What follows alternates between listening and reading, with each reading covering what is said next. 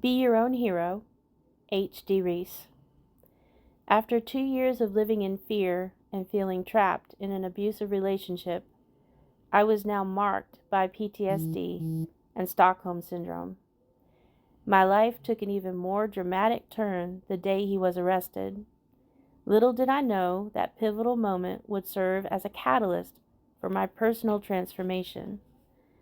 As the court clerk placed the freshly printed restraining order into my trembling hands, their statement jolted me into a newfound reality. This will not save your life. Learn to defend yourself. And so, my remarkable journey began. I had to find a way to be my own hero. I never thought I would be this person, one who fought to live for 2 years with someone who was supposed to love you, one who fell into the trap of a narcissist. We wonder how people get into these situations. It's easy, really, comparable to driving on a road with construction where the lines temporarily merge over. All of a sudden, you're in a lane that wasn't there before, on a path that soon becomes easy and less noticeable the more you travel it, until the road feels normal. You wonder how it was before the road was finished. How he found me at a vulnerable point in my life where my path could have gone any direction. I was lost, and he guided me to follow him. I was pulled in, like most are, by people like him, believing he could be better, thinking if only I did this he would change, trusting his words, thinking I could save him as he slowly broke down my boundaries. I was unaware I was being guided into an abyss that would teach me about my inner strength, endurance, and will to survive. My freedom date was September 1st, 2010. The day I stepped away, not the day the ordeal was over. Leaving an abusive relationship is only the beginning, and many times the hardest part. Not only is it dangerous, but added to that is an internal struggle. We get so conditioned to the gaslighting. You don't know how to trust yourself. You only hear their voice. You can't do this without me. No one will help you. No one cares about you. It's like an addiction to the narcissist, including withdrawal symptoms of anguish, pain, fear, guilt, and failure. That way of life slowly takes you over, drawing you down into that dark road that's with confusing lines. The lies feel like the truth in your mind. After the court granted the restraining order, the problems didn't stop. The stalking didn't cease. I longed to find peace to heal. I had no idea where to begin. Family and authorities suggested changing my number to stop the threatening text messages, and even to move away to another state. I didn't want to let him win and completely give up my life. To uproot myself felt like losing a battle that I wasn't ready to surrender to. I had fought so hard to get free. To give up on myself, my life, the person inside buried under the abyss of trauma wasn't an option for me. Before we separated, I was surprised with a gift. A 4-week-old puppy. She was an independent, stubborn girl, even that young. She reminded me of the little girl in the movie Waterworld. The girl in the movie's name was Enola. I always liked this unique name and used it for my new puppy. I later realized it was alone, spelled backwards. Enola was 5 weeks old the last day I was hit. The day I said no more. I didn't want her growing up with all this trauma. She was a gift I didn't know I needed. She was a natural healer and picked up on all my signals of distress.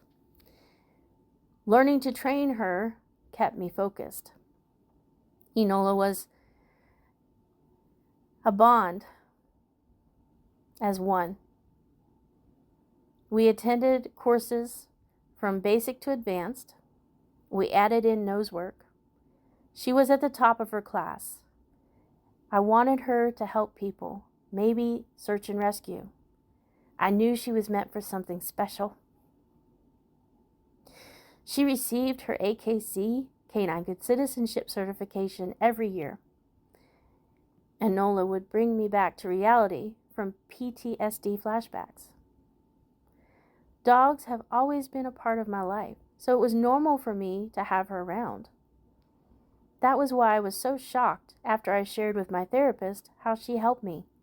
He told me, "You need a service dog." My response was, "Why? I'm not blind." To me, service dogs were for blind people as guide dogs. I didn't understand how much Enola was helping me cope from the trauma until I learned the world of PTSD service dogs. I was paving a new road in my own construction zone. We began additional classes with service dog trainers, fine-tuning her tasks in public. Enola and I traveled on many adventures together, meeting some celebrities and their service animals. For 7 years, I stayed in my home unless I had Enola, friends, or family with me. I wouldn't leave the house alone. He may have been free from what he had done, but I was still trapped, restricted from freedoms I enjoyed before I met him. I wondered if this was now my life, to live in fear, trapped in my own head. Would I ever be the person I was before? Is there any hope? Are we always going to be victims? How do you move forward? I knew I didn't want to stay a victim. As much as I loved Enola, the public is not always understanding of people with service animals. I learned a common saying, not all disabilities are visible. Unfortunately, dogs don't live long enough to be by our side as long as we would like. I didn't want to rely on a service dog for the rest of my life, and I was determined to continue to find my way, peace, and myself. I did research online, following many other survivor stories. I learned what a narcissist was and how they control people and what others had done to move on. Everyone's journey was different. What could I do to move on? I continued therapy, committing to self-improvement. My therapist gave me mental exercises to use, helping me build a toolbox. Before him, music was a big part of my life as a dancer. Life had become full of traumas and triggers, and I decided in order to change drastically, I had to live in a complete silence, away from other people. I was unable to listen to music or TV without triggers. Not only did I isolate myself from most adventures with people for 7 years, but the greater part of the first year, I was in complete silence. Not even listening to the music or TV while attempting to live without the trauma, without being directly exposed to it. After a time, I slowly reintroduced myself to movies and music so I could bring order and peace to my life. I learned how to tell what was real and not real in my mind, muting his voice. I returned to journaling, which I had stopped while I was with him. In this way, I processed my trauma in a safe space to express myself, watching the new lines of the road take shape. Little did I know that it would pave the way to become a writer to inspire others and build fiction novels.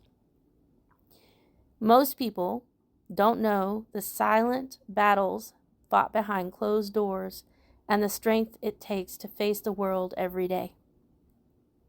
As a survivor, we are a soundless group struggling with indescribable mental hardships. We carry the weight of those experiences silently, enduring battles that are hidden from plain sight. Many are oblivious to the fact that 1 in 3 women have experienced domestic violence. In 2017, I observed a woman 2 times randomly. We didn't talk for the first time. She was selling non-lethal self-defense tools. I ran into her again at another event the same week. That time we talked. My friend who was with me said, "This might help you." This experience guided me on my journey from victim to survivor.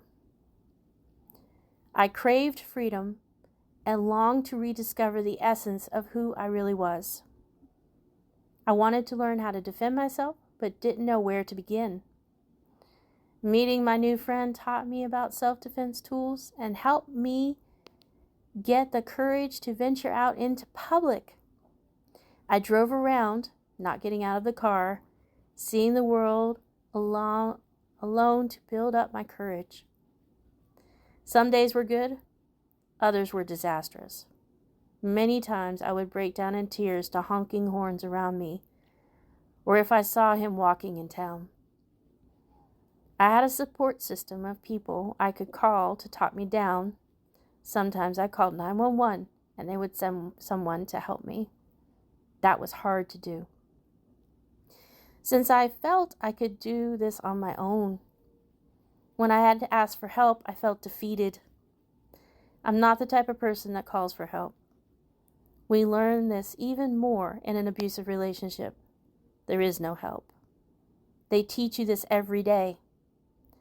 2 years of gaslighting, backed by physical abuse, builds walls in our minds that seem impossible to break down. As those walls were falling away, I learned how to use the defense tools effectively.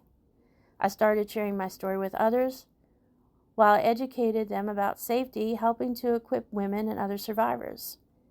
As I shared my story, other women would feel comfortable to share theirs. And I learned we are not alone. I can do this, but he would not win. I felt a mission to help other women who struggled with the same battles.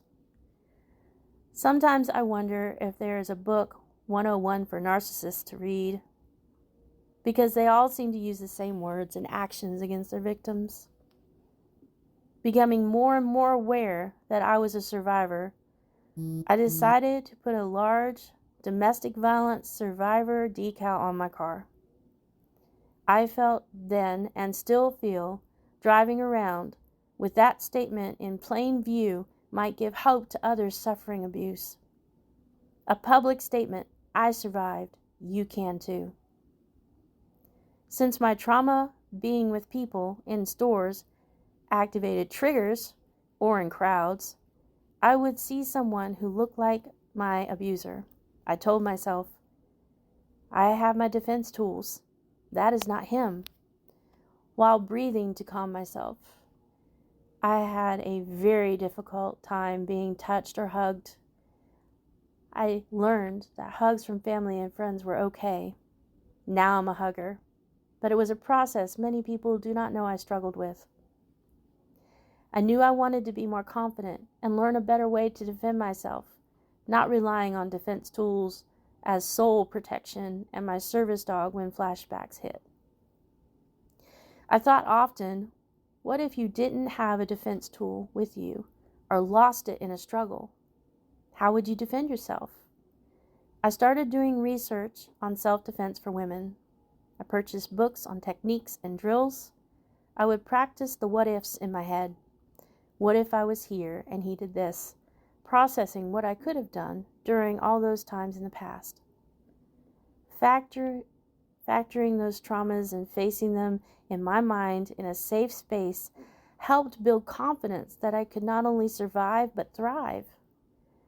I gained the courage to attend the local sheriff's self-defense course.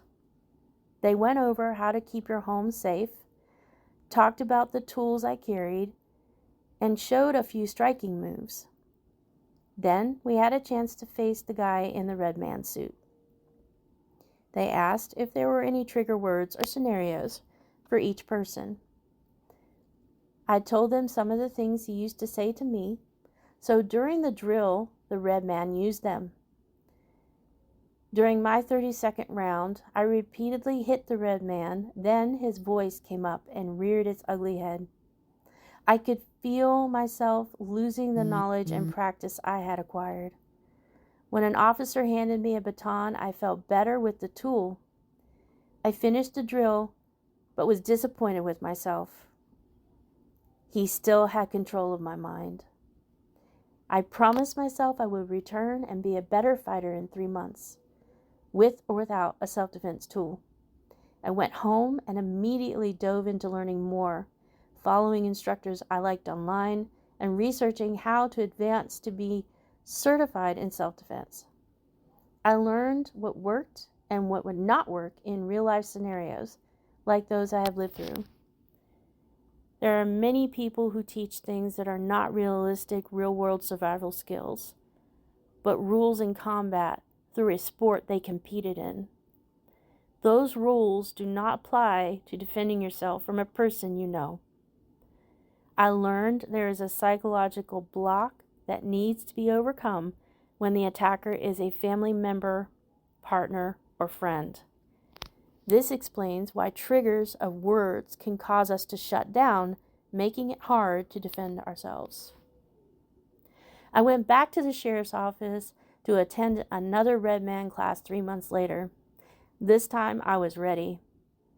I had to protect my hand, as I had broken it a few weeks prior during practice at home. I had my MMA gloves with me. While you may wear gloves in a gym to protect your hands, in a real fight, you don't have them. When it was my turn, I put my gloves on. The red man was the same one from the prior class. He was shocked when he saw the gloves and asked, "You ready for me?" This time I braced myself for the trigger words. As the red man repeated them, I was deaf to their effects.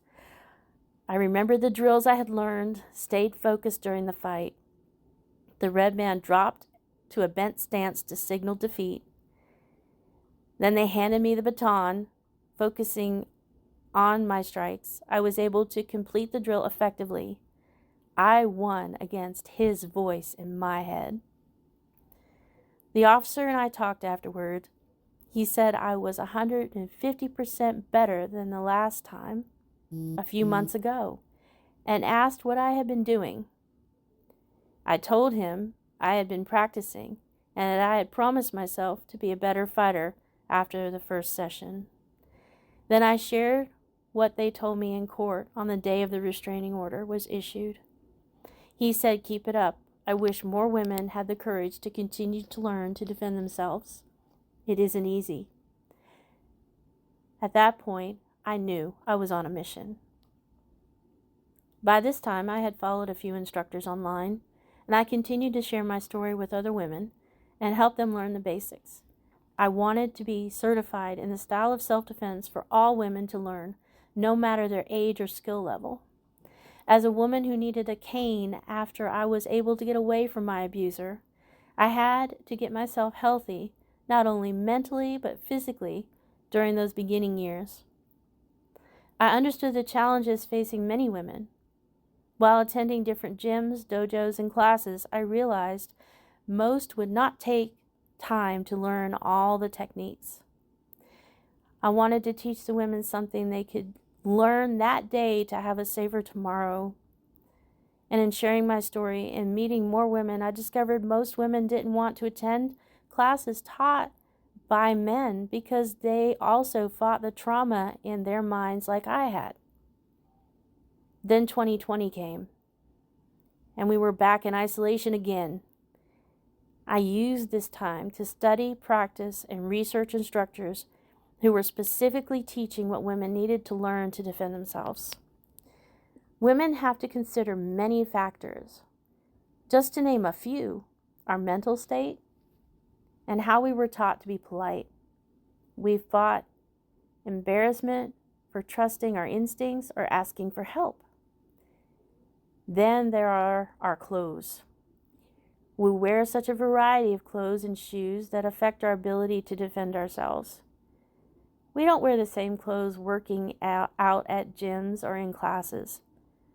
These affect real-life scenarios. Add to that moms who need to protect their children. I was considering all of this while looking for a certification specialized for women. During the COVID lockdown, I taught Zoom classes, launched a YouTube channel, trying to reach women who still needed help. I located an instructor that had his own mix of self-defense techniques. So here was the kicker. 1, he was a man. 2, he looked like my abuser. I pushed past those roadblocks in my mind. I reached out to him, was so excited that he was willing to add me to his instructor team. He heard my story. I shared that I wanted to teach women-only classes with bob dummies and grappling dummies. No red man to fight. For a trauma-free class. I went through the hours of training and courses, and now I am grateful to have over 1,000 hours of training and combat certifications coming from a woman who could not be hugged or touched to being able to successfully execute holds, pins, and strikes effectively. I am able to teach other women there is a safe, trauma-free way to defend themselves, not to be afraid, to learn today to have a safer tomorrow. I share my story with others, not to give my abuser power, but to empower others. There is a way to go from victim to survivor, to not have to hide, but to thrive. My journey is not over. I continue my mission to teach other women to be their own heroes, to know that they are not alone. We all have the right to find a way not only to survive but to thrive in our lives. No matter what we've been through, we are stronger than we realize. I wear my motto every day: never give up. Be your own hero.